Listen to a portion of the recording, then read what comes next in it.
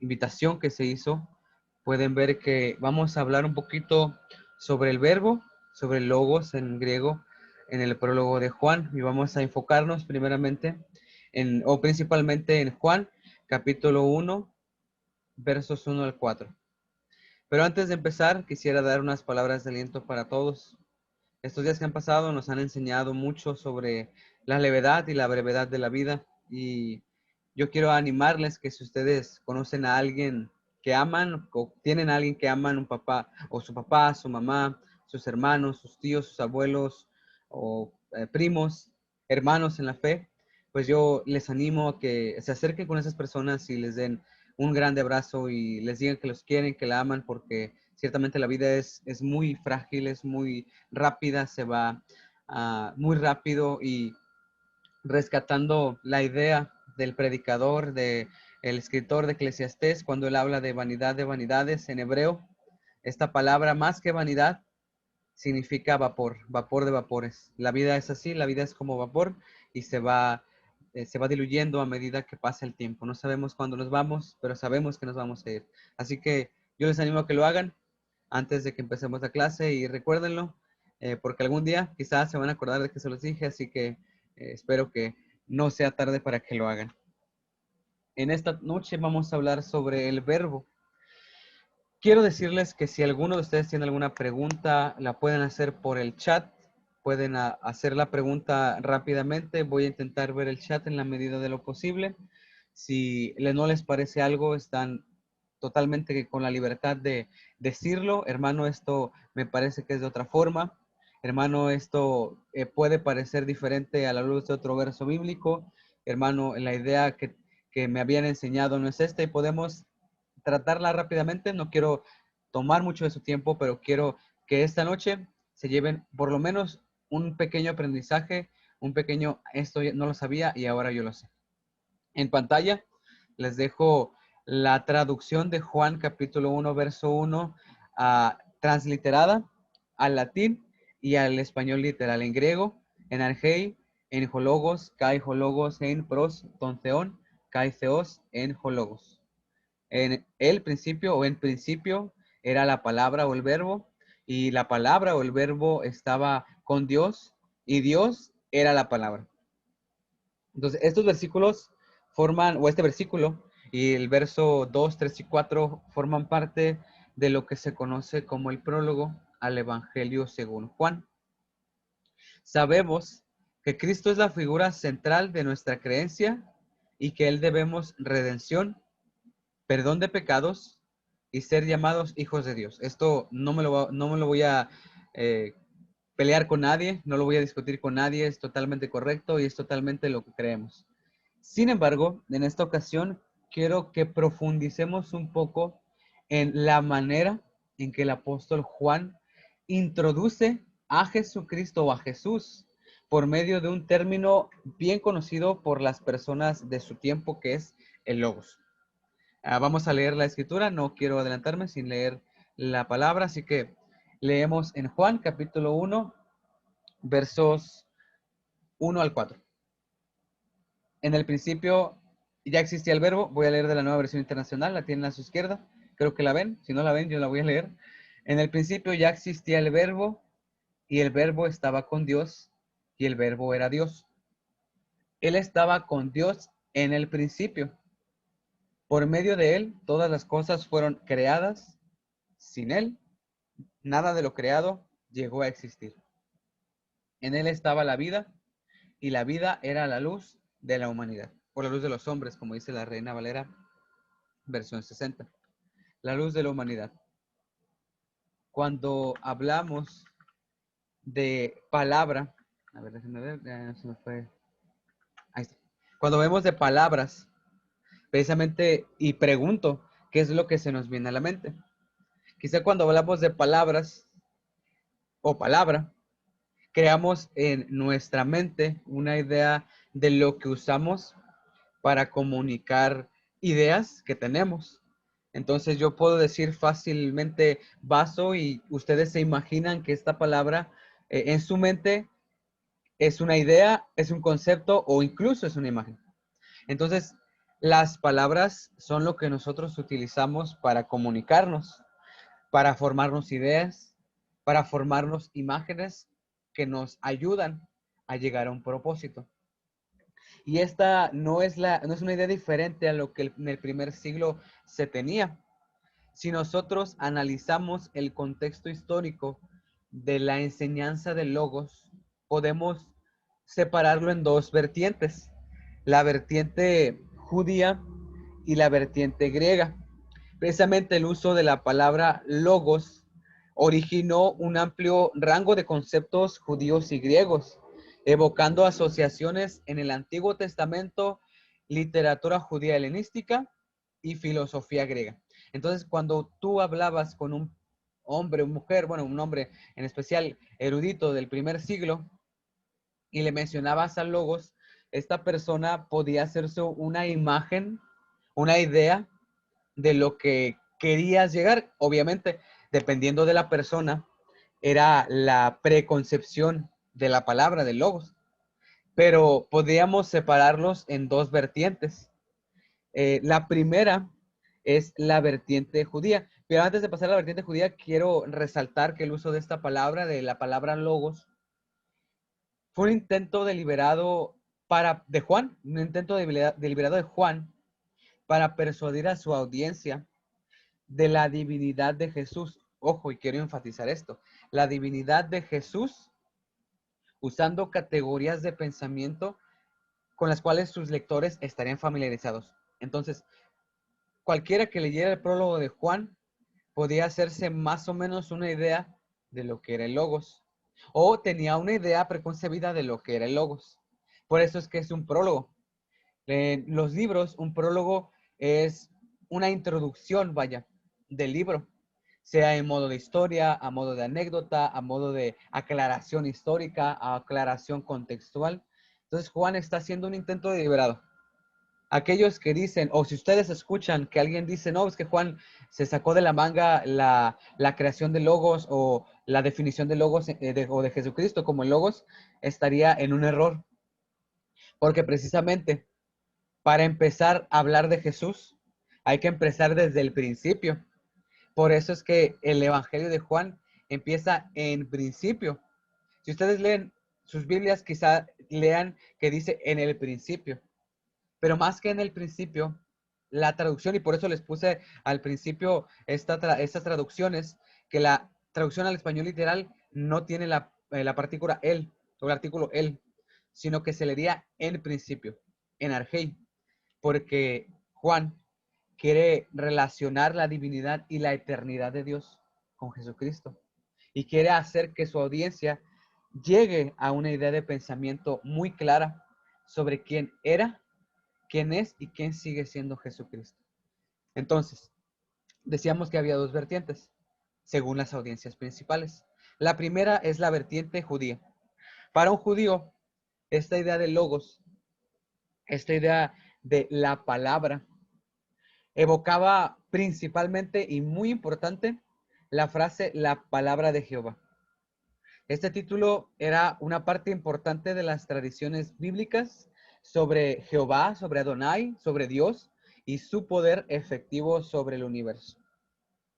La palabra de Jehová o la frase la palabra de Jehová era usada regularmente para tres cosas. Las vamos a ver en la Biblia. Primeramente, en Isaías capítulo 2, verso 3. No lo mencioné, pero espero que tengan sus Biblias, pues vamos a leer algo de Biblia. Isaías capítulo 2, verso 3. Y vendrán muchos pueblos y dirán, venid y subamos al monte de Jehová, a la casa del Dios de Jacob, y nos enseñará sus caminos y caminaremos por sus sendas. Porque de Sión saldrá la ley y de Jerusalén la palabra de Jehová. Entonces, para un judío, la escritura o la palabra de Jehová era ley divina. Era ley que Dios daba para ser cumplida a cabalidad. Y no era una ley solamente dada para cumplirla como ley humana, sino era una ley totalmente de parte de Dios. También la escritura era usada o era tenida por los judíos como una instrucción escrita. En el Salmo 119, verso 11, el escritor nos dice lo siguiente, el salmista nos dice lo siguiente: en mi corazón he guardado tus dichos para no pecar contra ti. La palabra o la ley, y precisamente el Salmo 119 es toda una oda a la ley, era también para instruir. Por esto es que Pablo, cuando habla de la palabra de Dios o la escritura, la menciona como útil para varias cosas y entre ellas está la instrucción, porque la escritura era un medio de instrucción. Por esto es que el proverbio también dice, instruye al niño en su camino. Y el camino no era más que la ley de Dios, no era más que la escritura. Entonces vemos que la escritura es un medio de instrucción y más que instrucción, instrucción escrita. Es como un manual, si lo quieren ver así. Una instrucción que puedes ir a ella, leerla y aprender de ella. Precisamente los judíos basan muchas tradiciones suyas en la tradición escrita porque saben de la importancia de la palabra escrita. Y si la palabra no está escrita, tiene la traducción oral que se escribió para tener evidencia de ello. Entonces vemos que la importancia de la palabra escrita y de la escritura como instrucción escrita es trascendental. Además, también la escritura se utiliza o era vista por los judíos como revelación profética. Recordamos las palabras que se encuentran en las introducciones a los profetas mayores y menores. Vino a tal profeta palabra de Jehová, a Oseas, a Isaías, a Ezequiel, a Zacarías. Todos ellos recibieron palabra de Jehová.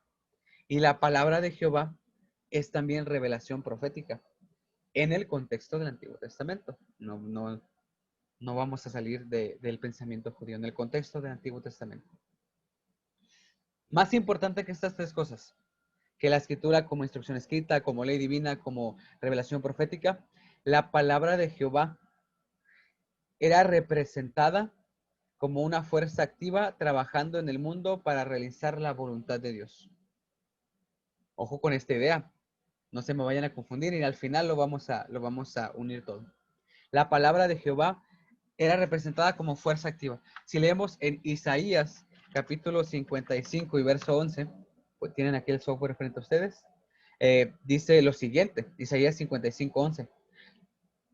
La Reina Valera, la Nueva Versión Internacional dice lo siguiente: así es también la palabra que sale de mi boca. No volverá a mi vacía, sino que hará lo que yo deseo y cumplirá con mis propósitos. La palabra de Jehová tiene una, tiene una representación de fuerza activa y tiene una relación de consecuencia en poder. Para los judíos, el judío sabía que si leía la palabra de Jehová, pues esta idea era la idea de que la palabra, incluso en el Génesis, es la que está creando el universo. Crea la luz, crea las estrellas, crea el sol y la luna, crea la tierra y todo lo que se encuentra en ella. Entonces vemos que la palabra tiene poder para el judío. Y esta fuerza era el agente por el cual Jehová creó el mundo. Era el agente por el cual Jehová hablaba, Dios hablaba, Adonai hablaba y las cosas eran creadas. Veo que alguien levantó la mano, creo que fue el hermano Crescencio. ¿Tenemos habilitados los micrófonos? Si no, puede escribir la pregunta en el chat, hermano. Adelante, con toda confianza, con toda libertad. Bueno, continuaré. Hermano, puede escribir su comentario, su pregunta, y lo vamos dando tratamiento. Continúo.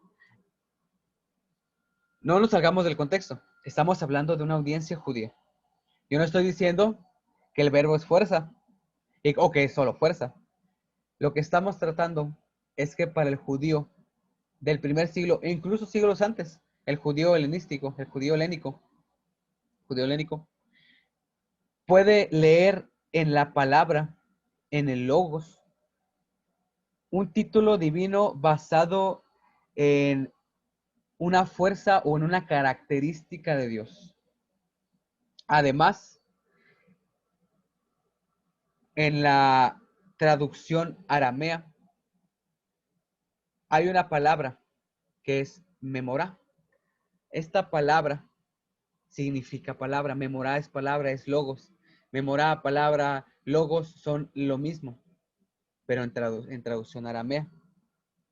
Y esta palabra es importante porque en el contexto del primer siglo, con una audiencia que si bien era hebrea, era judía, hablaba más el arameo. Era más fácil para ellos hablar de estas palabras y poder transmitirlas en idea o en concepto. Era la mejor opción que tenían para entender las ideas. Entonces veamos que el judío está asociando el logos con la palabra de Jehová. Y es más fácil para él aceptar la idea de que Jesús es el verbo, de que Jesús es el logos, era el logos y se encarna para ahora ser la persona de Jesucristo. Al final voy a terminar con esta idea, no la perdamos. En la segunda vertiente, para un griego, la idea del verbo como un agente activo en la tierra resonaba en sus mentes, en la mente de un griego, en la noción de que el logos era el principio estabilizador del universo. Yo no estoy diciendo que crea esto, yo no le estoy diciendo que ustedes crean esto o acepten esto. El griego aceptaba, más no entendía, que el logos era un principio estabilizador del universo. Para el griego, logos es razón, es pensamiento racional. Precisamente en la filosofía griega, logos se relaciona con el principio de orden detrás del universo. La energía creadora, creativa, omnipresente, que es fuente de todas las cosas. Esto es el logos para un griego. Si un griego escucha la palabra logos en un círculo filosófico, está pensando en orden, en razón, en racionalidad detrás del universo. Y precisamente Heráclito, un pensador griego en el siglo VI a.C., declaró que este principio, ojo, y vean cómo esta idea, si ustedes la relacionan con el mismo Jesucristo, con el mismo verbo, tiene sentido. Heráclito declaró que este principio, que el logos, siempre existió como fuente de todas las cosas. Y no nos evitamos hacer la analogía con lo que dice Pablo en carta Colosenses, capítulo 1, hablando sobre Jesús. Entonces vean que las ideas, si bien no son las mismas, llegan a entrelazarse para al final formar un todo coherente. El logos entonces, siguiendo con el contexto griego, para el griego fue la suprema realidad, la sabiduría omnipresente organizando el universo. Y cuando hablamos de filosofía en el contexto griego, los filósofos estoicos desarrollaron esta idea tan temprano como en el siglo III. Heráclito la habló sobre ella en el siglo VI, pero los estoicos le dieron idea en el siglo III antes de Cristo. Y previeron el logos como el principio racional del universo que hizo todo entendible. ¿Qué quiere decir? El filósofo griego, al hablar de logos, habla de razón, pero más que razón, un principio que hace al universo entendible. ¿Cómo funciona el universo? No sabemos en su totalidad, pero sabemos que el logos está detrás de él, organizando y haciendo todo de una manera entendible, racional y coherente. No nos salgamos del contexto griego. Esta no es la idea cristiana. Cristo no es una fuerza, Cristo no es un principio, Jesús es una persona. Pero por esto mismo estamos desarrollando esta idea, porque queremos entender el contexto en el cual se desarrolla la idea del logos. Para el griego, ya para ir cerrando esta idea del contexto, el logos era el poder impersonal que originó, permeó y dirigió todo. ¿Por qué hablamos de estas dos vertientes? Hay una pregunta muy importante que he visto mucho en las redes sociales. ¿Con qué libro empezaríamos para leer con una persona que no conoce el Evangelio. Y en mi experiencia, también en los estudios que he tenido, gracias a Dios, del instituto, yo recomendaría, y si ustedes tienen la oportunidad de hacerlo, que a una persona que no conoce el Evangelio, que no conoce a Dios, que no conoce a Cristo, lean el Evangelio de Juan primeramente. No el de Mateo, porque es un evangelio a los judíos. No el de Lucas, porque es un evangelio a los gentiles que tiene muchos términos gentiles. Pero si ustedes quieren leer con un inconverso, con alguien que no conoce el evangelio, y empezar a leer la escritura, lean el evangelio de Juan. ¿Por qué?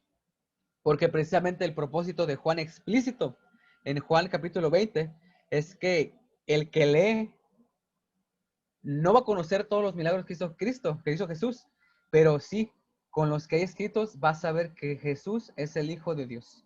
Y qué mejor manera que empezar con lo que Jesús era antes de ser Jesús, con lo que Jesús era siendo el verbo, siendo esa persona, esa palabra de Dios. Juan es totalmente, como dice Raquel, es cristocéntrico totalmente, pero más que cristocéntrico, o además de cristocéntrico, es evangelístico. Es totalmente un tratado evangelístico para que el que lee entienda que Jesús existió desde el principio, que existe a nuestros días y que lo que quiere es que todos sepan que Él es el Cristo, el Hijo de Dios viviente, el Hijo de Dios. Bueno, me salió un poquito del tema con respecto a logos, pero con esto quiero que notemos que la importancia de este prólogo es que Juan está haciendo un prólogo magistral para que el que lee entienda que Jesús es Dios, el verbo es Dios, era Dios, sigue siendo Dios. Tanto es así que en el griego, cuando me aventaba esta fórmula mágica del griego, que es el primer versículo de Juan, del capítulo 1, y me refiero a fórmula mágica porque quizá alguno no le entendió, alguno me escuchó y dijo, pues este hermano, ¿qué está diciendo? En ese sentido lo digo, que hay una palabra, la palabra pros, la pongo en pantalla, esta palabra, pros, esta palabra, que significa hacia, frente a, cerca o en. Quiere decir que el verbo estaba hacia Dios, frente a Dios, con Dios, cerca de Dios. El verbo estaba con Dios. El verbo era Dios. El verbo es Dios. Pero lo que estamos tratando de notar es que con estas ideas, Juan está moviendo a los que le leen a creer que el verbo no es nada más la palabra de Dios, la palabra de Jehová, que el verbo no es nada más una fuerza impersonal, el verbo es Dios mismo. El verbo estaba en el principio, en principio. El verbo era con Dios y el verbo es Dios. Una realidad totalmente evangelística, totalmente maravillosa de lo que Cristo es, de lo que Cristo representa para nosotros y para los que leen el Evangelio de Juan, para los que leyeron el Evangelio de Juan. Pero más, no es nada más una definición. El verso 2 dice que todas las cosas por Él fueron hechas. En Juan capítulo 1, verso 2. Todas las cosas, bueno, este era en el principio con Dios. Y todas las cosas por Él fueron hechas, versos 2 y verso 3. La presentación, muchachos, de Juan, del apóstol Juan, de Jesús del Verbo, como un creador personal, involucrado en la creación y encarnado en la persona de Jesús, trastorna, voy a ponerlo entre comillas, la idea filosófica del logos como una fuerza impersonal. ¿A qué me refiero con esto? Si un judío del primer siglo se le dice el logos, la palabra de Jehová no es nada más una fuerza, no es nada más un principio, es una persona. Esta persona judía tacharía de herejía a aquel que ose a dar esa declaración. O a una audiencia griega que se le diga que el logos no es una fuerza creadora impersonal, desconocida, pero es una persona o es una persona totalmente personal. totalmente relacional. Dirían o tacharían de, como el apóstol Pablo, de locura esta aseveración. Una audiencia griega reconocería el concepto como importante, aunque no lo hubieran entendido completamente. Su filosofía no les permitía entender a Logos en su totalidad. Un judío no entendería la palabra de Jehová porque saben que la palabra es creadora, pero no saben dónde empieza y dónde termina. Por esto es que Juan utiliza una combinación de conceptos judíos y griegos para explicar lo que hay en el universo y para explicar una realidad última. Precisamente, un pensador cristiano, judío también, Filón de Alejandría, definió a Logos como la racionalidad de la mente de Dios y el modelo para el orden divino de la creación. A Logos, ojo, yo no estoy hablando de Cristo, estoy hablando de Logos y de la definición que Filón le está haciendo. Porque esta definición no es la definición de una persona. Hablamos de racionalidad, hablamos de modelos, de pensamientos, pero no hablamos de personas. Hablamos, y cuando se habla en el verso 2 y verso 3, que todas las cosas fueron hechas por Él, en griego se utiliza una palabra que significa llegar a existir, suceder, ser o convertirse, ginomai. Y esta palabra es un paralelo del hebreo que es haya, lo tienen en pantalla, haya. Cuando ustedes leen en el griego el Génesis, los primeros versos del Génesis, la palabra ginomai cambia o se adapta, pero sigue siendo la misma palabra, para dar a entender que lo que se crea llega a existir. O sea, tienen en la pantalla la traducción de y fue la luz al griego, o mejor dicho, la traducción al español de lo que dice el griego en los primeros versos de Génesis. Geneto, fos, y fue la luz, y llegó a ser la luz, y llegó a existir, y llegó a ser, llegó a suceder, porque esta idea de que todas las cosas fueron hechas por la palabra de Jehová, por la palabra de Dios, es la misma palabra o es el mismo concepto de logos creador. Y el logos creador llega a ginomai, a que sean, a que ser todas las cosas, para así relacionar la idea hebrea, griega, de que el logos está siendo creador, está siendo partícipe de la creación. Podemos ver también esta idea de logos o del verbo creador en Proverbios capítulo 8. En Proverbios capítulo 8, versos 27 al 30, leemos un tratado sobre la sabiduría, pero bien podríamos aplicarlo al logos, al verbo. Cuando formaba los cielos, allí estaba yo.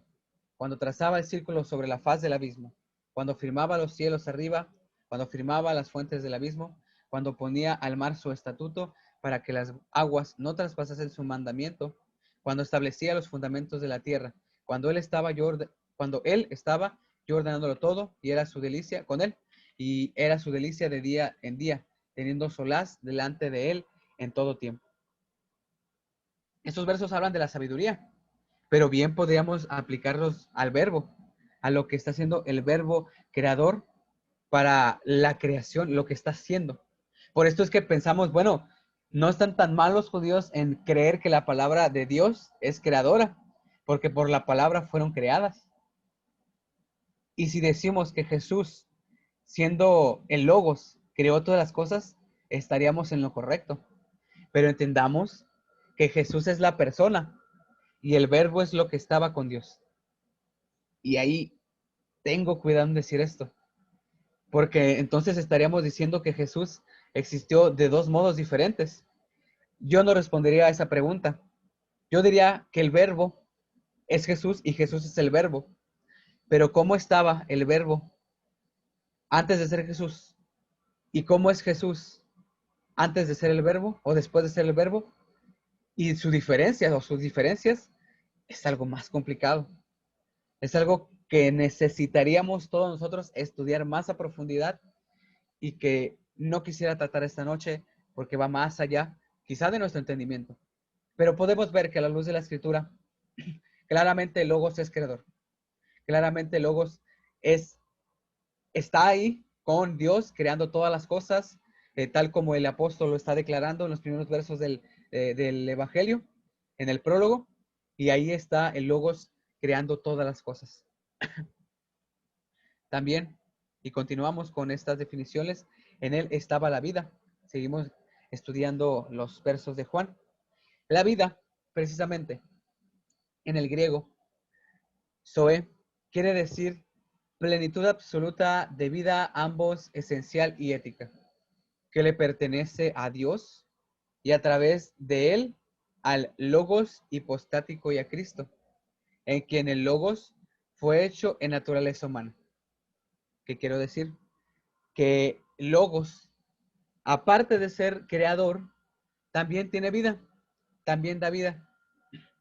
Y precisamente si nos vamos a un concepto judío, estoy hablando mucho de conceptos y de ideas, pero quiero que lo reforcemos bien porque es importante que lo entendamos. Esa vida es la que Dios da y por eso es que esta definición correctamente nos dice que esa Zoe, esa vida, le pertenece a Dios. Si nosotros definimos de diferente manera la vida, o Zoe, el término griego Zoe para vida, podemos definirlo como vida real y genuina.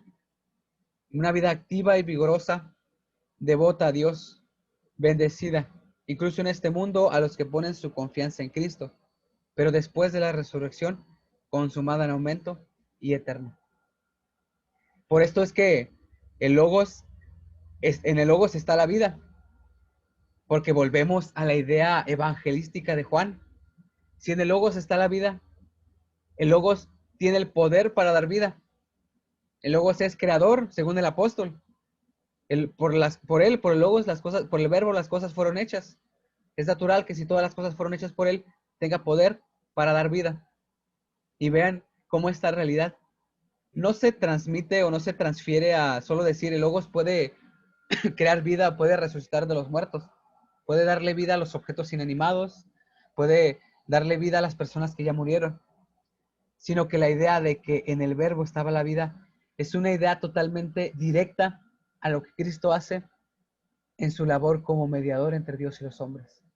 El Logos da vida y Cristo da vida, pero no solamente creándola, sino haciendo una nueva creación y dándonos vida a todos nosotros. Por eso es que cuando el Evangelio habla sobre la vida que Cristo da, no es una vida simplemente terrenal como la que tú y yo conocemos. Es una vida eterna, gloriosa con Dios, que Dios da para darle esa honra y esa gloria a Dios. Esa Zoe, esa vida que estaba con el Logos, es la que el mismo Cristo nos da para no vivirla en esta tierra, sino vivirla eternamente con Dios. Y esta es la verdad máxima que hay y de las verdades máximas que hay en el Evangelio, que Cristo nos da vida, el Logos dio vida y Cristo nos da vida, sigue haciéndolo en Jesús, sigue haciendo el Logos Jesús en nosotros. Por esto es que la asignación de Juan a el verbo con el rol agente activo de la creación conecta la imagen bíblica de la creación a través de la palabra. La palabra creaba, la palabra hacía, la palabra daba vida, la palabra era sabiduría, como leímos en Proverbios capítulo 8. Por esto es que este Logos está creando vida y sigue creando vida. Jesús sigue creando vida, pero no solamente de manera maravillosa, milagrosa, en creación, en criaturas vivas, en planetas, sino en cada uno de nosotros y en cada uno de los que aceptan el Evangelio. La vida que ese verbo dio, ahora Cristo la está dando por medio del Evangelio. Como la sabiduría divina, el verbo es dador de vida y sigue dando vida. Y comparemos dos versos. Vayamos a Proverbios, capítulo 2, capítulo 3 y verso 18. ¿Tienes tu Biblia? Proverbios, capítulo 3, verso 18. Voy a tratar de abrir otra. Okay. Y bueno, vamos a ver Proverbios 3:18 rápidamente y vamos a ver también Juan capítulo 1, verso 4. Y vamos a hacer una comparación, dos diferentes versiones, pero comparemos. 3:18. Proverbios. Ella, hablando de la sabiduría, es árbol de vida a los que de ella echan mano, y bienaventurados son los que la retienen. Y vean el verso 4 de Juan capítulo 1. En él estaba la vida, y la vida era la luz de la humanidad. Vean cómo el paralelo de la sabiduría, la vida y el logos son totalmente coherentes y podemos entenderlos, porque es el propósito del apóstol, el propósito de Dios más que nada, que nosotros asimilemos esta idea como una última para lo que Cristo es y la maravilla de que Cristo estuviera entre nosotros y que Cristo esté en nosotros por medio del Evangelio. Totalmente sorprendente. Más aún, la luz en las tinieblas resplandece, en el verso 4. La luz es verdad, es sabiduría y juntas con la pureza espiritual asociada a ella. ¿Quién o qué es la luz?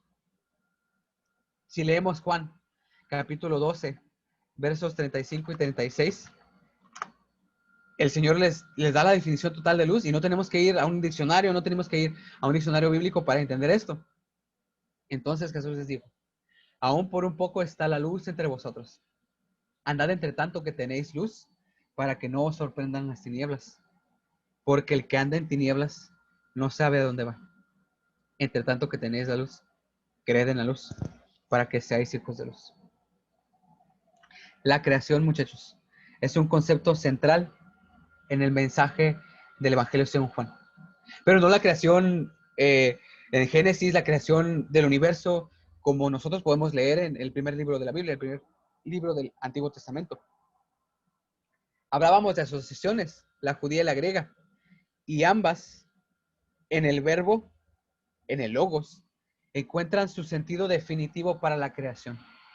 Los griegos estaban en busca de la sabiduría, como lo dice el apóstol Pedro, el apóstol Pablo.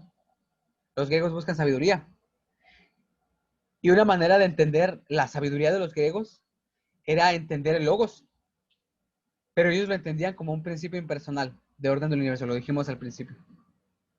Sin embargo, Juan proclama que el logos es el que le da al orden, le dio orden al universo, pero que ese logos no es impersonal, que ese logos no es desconocido, ese logos es personal y es divino. Ese logos es entendible o puede ser entendible para cada uno de nosotros en la persona de Cristo. Y para los judíos, la conexión entre el verbo y la creación es totalmente natural. La palabra o la escritura dice, dijo Dios, sea la luz, y fue la luz. El judío lo entiende, el mexicano lo entiende, el latinoamericano lo entiende. El judío hace esta conexión mental rápidamente, inmediatamente, instantáneamente. Y por cuanto es natural, sería natural que entendiera el judío que el logos tiene un rol creador inherente a su personalidad que solo le pertenece a Dios. Por esto es que cuando Juan habla de que el verbo era Dios, el judío se queda pasmado totalmente. El judío se queda eh, perplejo ante la idea de que el verbo es Dios y que el verbo es Jesucristo y Cristo es el verbo. Y no lo entiende porque nunca entendió la palabra de Dios, la palabra de Jehová. Sabía que existía, sabía que tenía poder, sabía que había influencia suya en el mundo, pero no sabía qué era, quién era, cómo era.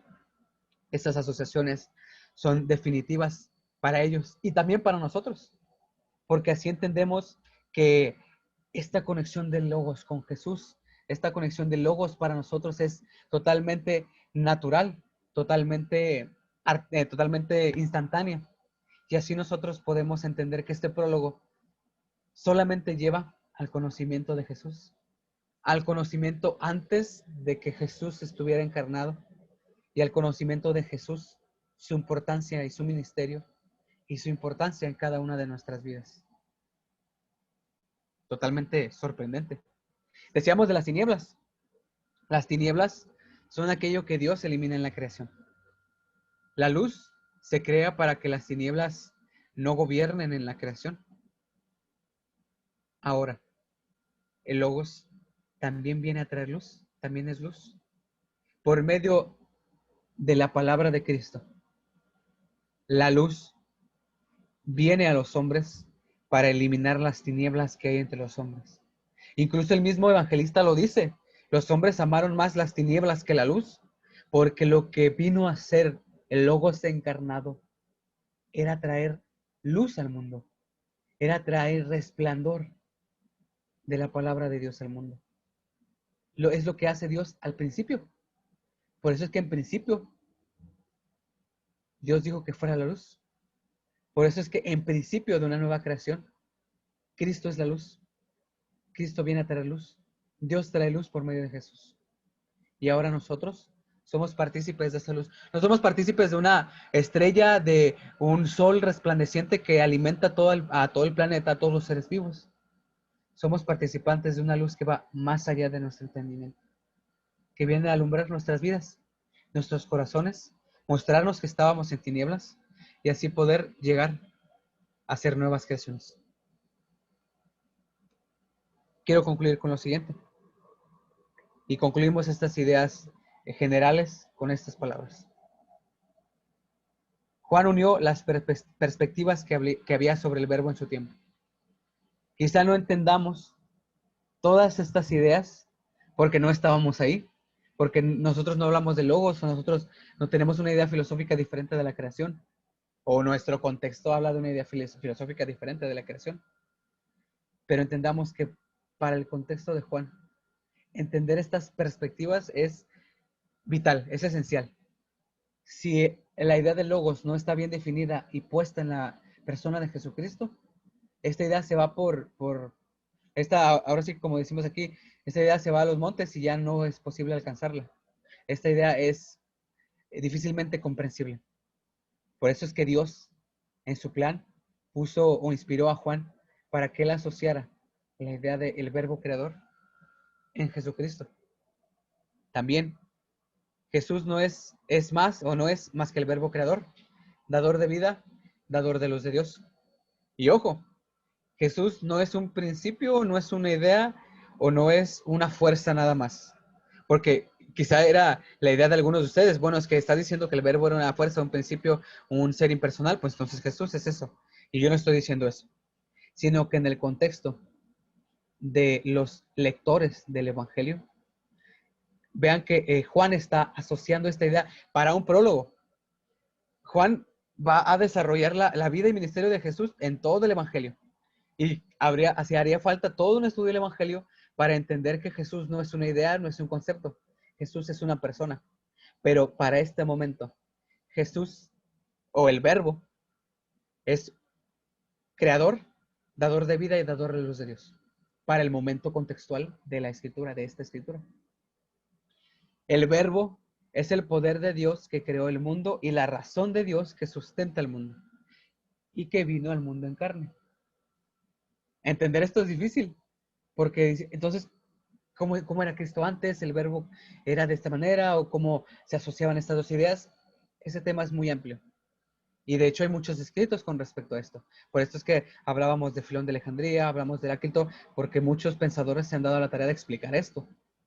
Sin embargo, lo que yo quiero que entiendan, muchachos, quiero que entendamos en esta noche, para ir concluyendo, es que el verbo es una asociación totalmente literal de lo que está pasando en el contexto de Juan. Y la importancia para nosotros es entender que ese verbo vino en carne, existía, existió, también es eterno, era Dios, como lo dice el apóstol en los primeros versos. En él estaba la vida, era la luz de los hombres, era la luz que vino a la tierra a resplandecer, a eliminar las tinieblas. Y quizá para nosotros las ideas de logos no resulten familiares. Sin embargo, no obstante, entendamos que estas ideas, esta realidad del verbo, nos confirma a nosotros que Jesús existió, que Jesús era Dios, que Jesús es creador también junto con Dios, tiene todas las características de Dios. Es una persona diferente de Dios. porque el apóstol está haciendo una diferencia. El verbo y Dios son dos personas diferentes, pero no son diferentes en muchas cosas. Es lo que algunos llaman Trinidad junto con el Espíritu Santo, aunque yo me inclino a definirlo como divinidad, Dios en tres personas. Y ese es otro tema más complicado. Y concluimos con esto. Jesús, siendo el verbo, existía. Aquellos que dicen que, o ustedes quizá hayan leído una traducción que dice que el verbo era un Dios, estas personas están totalmente en lo erradas o en equivocadas. Porque Jesús, como verbo, existió, era Dios, vino a cumplir una tarea muy grande y para nosotros es la realidad última de la creación. Aquel que nos trae luz, aquel que nos trae salvación y como dijimos al principio, nos trae redención, nos trae perdón de pecados y nos trae todas esas cosas por las cuales Dios creó todas las cosas para que nosotros podamos disfrutar de la creación y en algún momento, en el futuro, esa nueva Jerusalén en la que habremos de habitar. Que el Señor les bendiga. Estoy abierto a preguntas. Si al final quieren hacerlas, después quieren hacerlas, con toda confianza podemos platicar. Pueden mandarme un mensajito y vamos a platicar. Un tema muy amplio, un tema muy hermoso. Pero espero que les haya servido y hayan salido edificados y hayan salido por lo menos aprendiendo una nueva cosa. Que el Señor les bendiga, muchachos.